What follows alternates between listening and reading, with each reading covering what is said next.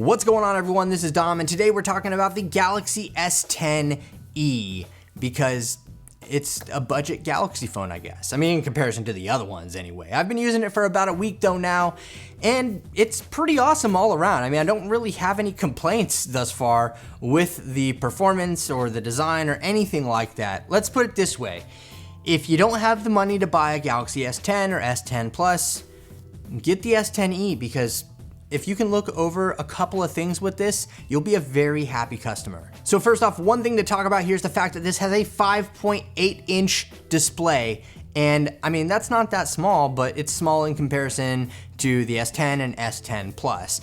And you're not getting a fingerprint sensor under the display, which to me is not that big of a deal because we do have one on the side where the lock or power button is. And it's really easy. If you just tap it, it'll unlock the phone. I mean, it's pretty simple all around. And honestly, I like this implementation better than the one under the display. And if you want to argue with me, fine, do it in the comment section. I don't care. I think this one is a win as far as the fingerprint sensor goes. The other big change here is the fact that we only have 2 cameras on the back instead of 3. So Samsung decided to omit the telephoto lens on the back side, which for me isn't a big deal at all. I'd rather have the wide angle lens, the super wide angle lens that they've implemented here, as opposed to a telephoto lens. Like if I had to choose between which camera they kept and which one stayed, I would choose the super wide angle lens all day long. No problem at all there. And even with the telephoto lens missing, you're still getting the live focus feature, so you're not missing out on any camera features, and you can still shoot 4K 60 on the back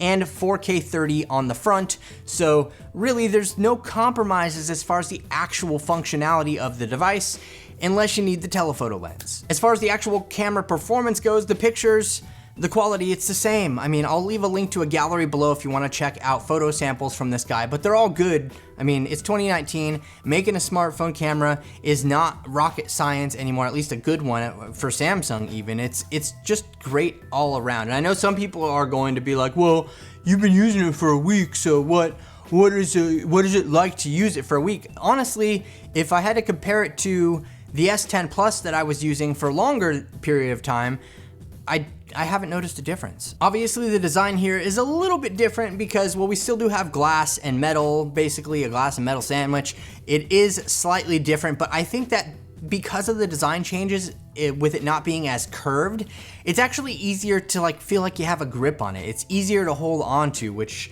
I find to be a good thing personally. I don't miss the design of the S10 Plus over this one. I mean, it's, tomato tomato basically. They're essentially the same though, and I don't know, I don't have much to complain about here. As far as the battery performance goes, I mean, in comparison to the S10 Plus, getting through the day, I haven't noticed any difference. This phone makes it through the day, no problem, not hungry for a charge or anything at the end of the day. Obviously, it's a smaller battery than the S10 Plus, but it does the same all around. And obviously the screen is smaller, and there are some other factors here that play into the battery performance, but I haven't had an issue. And I mean, as far as everything else goes, you're still getting wireless power share, you're still getting a headphone jack, because I don't know if that would be questionable or not.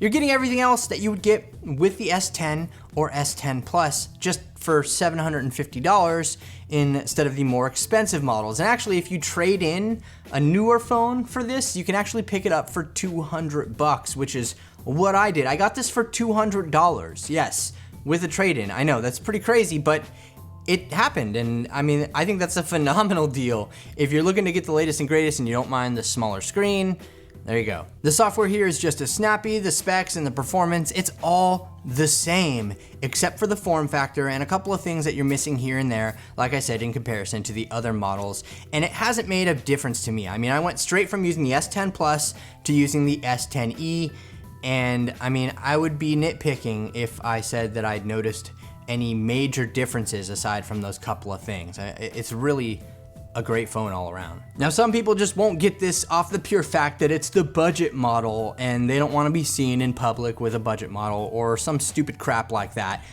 I don't care, honestly. This is a great phone, and I'm happy to keep this. This will stay as my Android daily for, I don't know, until the next cool phone comes out, because I think this one is a win overall when compared to the S10 Plus. I like the form factor, I like the design, I like the features, I love the price, And I don't know, I wanna know what you think about the S10e in the comments section below. Let me know your thoughts. Do you love it? Do you hate it? Is it stupid? Is it great?